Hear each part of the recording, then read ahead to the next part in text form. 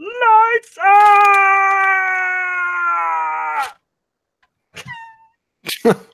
All right. Welcome everyone to day 15. That's 5 of these, or 3 of those. We're on the countdown. The final 10 days. That's right, the final 10 days. So 24 days. So 24. But yeah, so day 15. Yesterday we had what did we have yesterday? Something that I can't remember the name of. Oh my God. What did we have? I'm gonna go look right now. With Mr. Needles. Mr. Needles, yes, it was like drinking a tree in a glass. So yes, let's see what happens today because I'm very curious. I don't know what it is. Alan, all right, I do. Already? I do. All right, and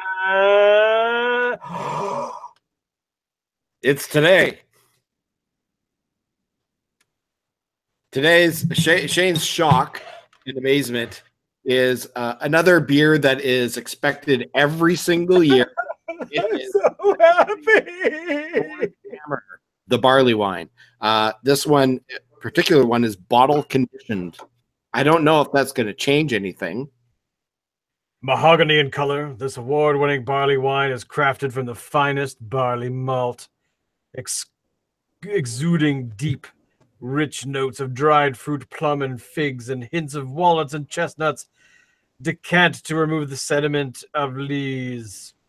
Enjoy chilled or in the cellar for 5 years or more, which we have a cellar, not a cellar. Well, we do have a cellar dweller, but we also have a Thor's hammer from last December. Is that when we got them, or was it January?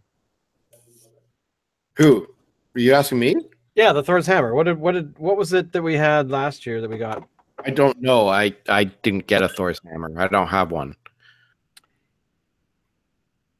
Oh, really? It was the old cellar dweller that we bought last year. Oh, well, I also have a Thor's hammer over there too. Yeah. With the other label, with the original label, the black. So, for those the uninitiated, Thor's hammer might possibly be the best beer ever concocted. I agree. I totally agree. Look at that. Look at that. Oh yeah. Oh yeah. Here we go. I'm waiting for you to finish your pour so I can enjoy. Hey, you're totally cutting out. I can't hear you at all. There's no microphone. Oh, sorry. That's better. It pours a thick, dark, kind of syrupy kind of thing. Oh, it's just heaven in a glass. All right, this video is just going to be 20 minutes of us doing this. Ah. Oh yeah. I gotta say, I honestly, I had forgotten that Thor's hammer was going to be a possibility of showing up.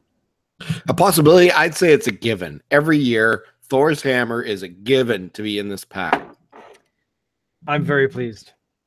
I'm very pleased. I'm pleased. What I mean, the thing I like about Thor's hammer is even if you're not a beer drinker, like say you don't like beer, you probably will like Thor's hammer. Yeah, I mean it's something that is, I mean it's that melding of wine and beer together that gives you that you get the best flavors of both. You get to enjoy both. You don't necessarily have to suffer, if that makes any sense, with beer that's kind of not great, or wine that's not great. You have two great things together that have. It's like the barley went out. They're like, hey, we got these grapes over here. They're pretty hot. I think we should make some barley wine together. If you know what I mean. So what I would like to know is how you make a barley wine. Do you brew it like you would a regular beer, or do you just take a bunch of barley, kind of like you would with wine, like with grapes? You just kind of let them sit and ferment. Is it that kind of thing? Barley wine is a style of strong ale between 6 to 11%. And by the way, this is 11%. In ancient Greece, a style of fermented grain beverage was referred to as Krinthiosionios, or barley wine. It's mentioned amongst Greek historians, blah, blah, blah, blah, blah, blah, blah. The first barley wine that was ever marketed was around 1870, and it was called Bass #1 ale. It was introduced by the Anchor Brewing Company into the United States in 1976 with its Old Foghorn barley wine style ale. Styled as barley wine, one word, out of fear that occurrence of the word wine on a beer label would displease the regulators. But essentially, let's see how you actually make barley wine. How to make. Whoa, geez, I just about knocked my glass on the floor. Barley wine is currently going through a revival, according to this article here. But essentially, yeah, it's I'm trying to find the actual thing. No, I don't want to sign up for your newsletter. Don't you hate it? You know, that's, I gotta say, when you're on a website for the first time and you've been there about 30 seconds, flashing up in front of my brain, hey, do you want to sign up for a newsletter, when I haven't quite digested your website yet to figure out what it's about? If I've been there the very first time, I am not a repeat customer. The same problem happens with what's it called? Oh my lord. Marketing things where it's like, how do you like our website? Would you like to do a 5-minute survey to tell us how it is? And I actually, every time I get that, within the first 20 seconds of me being on the website, I say, yes, I totally want to give you some marketing feedback. And it's basically 20 pages of me ranting about how dare you ask me for a review of a website that I've not been on. So yeah. Okay, so here we go. Here's a recipe for the average barley wine. You take English pale malt, Munich malt, crystal malt, and roasted barley. You take 3 different types of hops, and you make awesome. So that's pretty much it. You have to boil the mash for 2 hours. And then you ferment it for about 7 days. And then if you, before bottling it at all, you let it sit for 90 days. And then if you after you bottle it, you let it sit for at least 120 days. So that is an average barley wine recipe, according to this website. Wow. So there you go. So if you, if you actually want to make barley wine, you need. It's a long process. It's a long process. It's not like the average beer, which you can do from fermentation or from wort to drinking it. You can get away with it in like 7 or 8 days. So I think that's awesome. Mm-hmm. I'm very pleased. The big news for today, by the way, which happened yesterday, is that Disney now owns Star Wars, Marvel, Indiana Jones, Disney, of course, and they now own The Simpsons. That I did not actually realize, because I didn't realize that was part of it. But do they own Fox News? No, Fox News was not part of the deal. Disney didn't need it. They already own ABC, which they already have their own ABC News network. They also didn't take a bunch of other really shitty things from Fox as well. So, yeah, I gotta say, I was impressed. And I really, really, really want to support this particular merger. I'm not totally wild about it because it is scary in some respects. But you know what this could mean?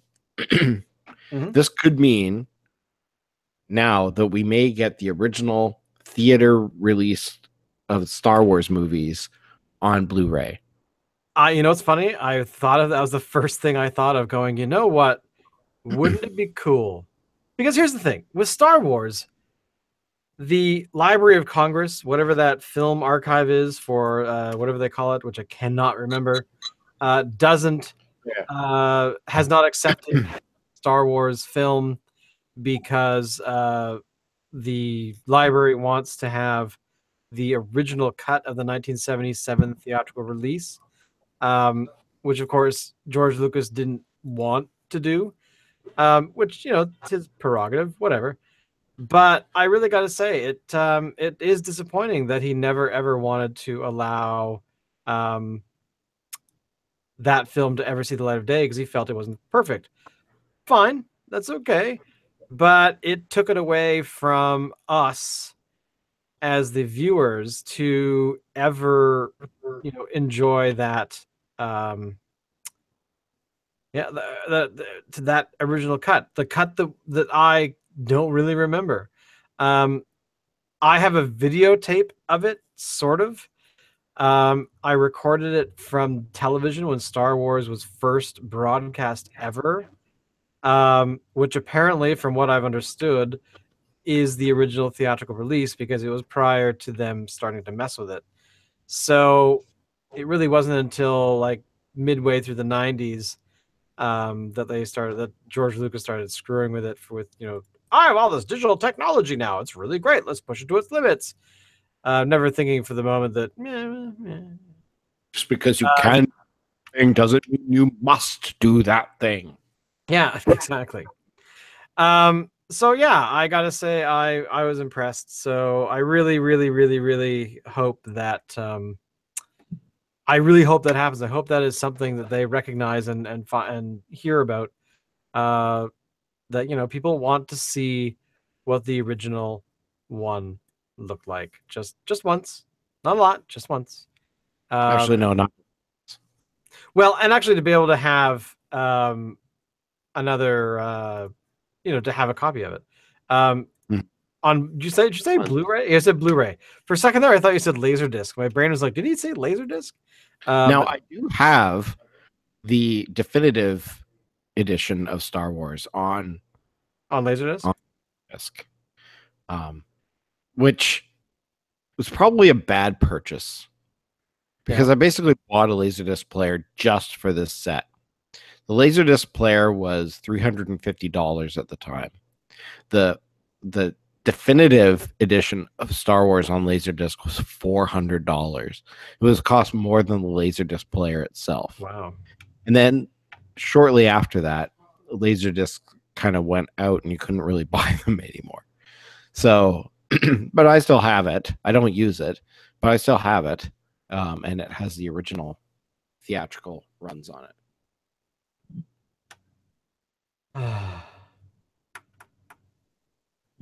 I want more. I know, me too. But overall, I gotta say, always the big thing seems to be the whole Star Wars merger and what they've done so far with basically owning half of the universe in terms of media makes me kind of happy. They seem to be treating it well. I think mainly because Kathleen Kennedy is the one who is running the show in Disneyland or Disneyland in Disney / Lucasfilm Land,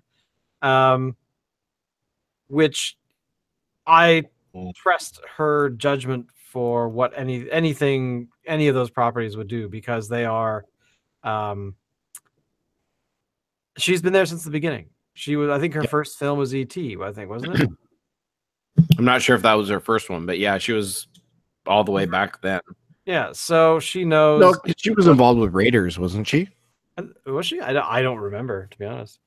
I could look it up. I'm pretty sure she was involved with Raiders. So yeah, I gotta say, it's definitely something that I think we're, as long as she's in charge, I think we're okay. So yeah. And by the way, this is sort of it's about film, but apparently last year was the very first year when Die Hard was watched the most. Really? As a Christmas film. They watched in the month of December. So, gotta say, I'm impressed. It's Christmas. More than Home Alone and the Santa Claus, apparently. So, Thor's Hammer to me is what is likely going to be the best beer in this pack. In the Great White Wonder Adventure Pack. It is every year. It is the top beer. I'm surprised that they put it in this early, actually. Oh, that you would thought be maybe sort of it like, should have been day 20 kind of thing. Mm. Or even like day 24. This is definitely a day 24 beer. It is something that I think deserves that level of respect. Not the first, should never be the first. The fact that they put it in day 15 kind of makes me wonder, what else does this pack have to offer? I'm kind of scared now. I'm not. Is that a good thing or a bad thing? I think it's a good thing. They've got 10 beers, or pardon me, 9 beers that they think are a better finisher than this. I'm actually nursing this one because I want it to last. Yeah, I know. Same here. I'm not nursing it like you, though. Yeah, sorry. I'll pick up the pace here. Safe. So what could be better than this beer? Is there anything that we know of that's a runner-up for this beer? No. I don't think so. I don't think they can do it. I can't think of anything at all. And I think there'll be some good beers. I don't think there'll be anything that'll top Thor's Hammer. Yeah. I can't think of I'm just surprised that they put it in day 15. That seems like a bad choice. Yeah.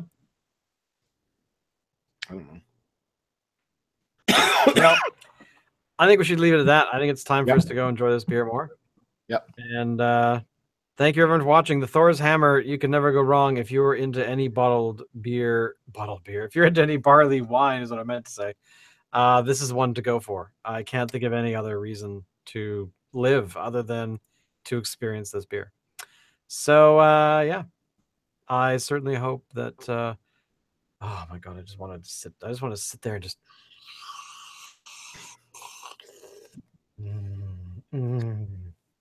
All right. Thank you so much. We'll see you all tomorrow for day 16, and who knows what it is. It's going to be interesting.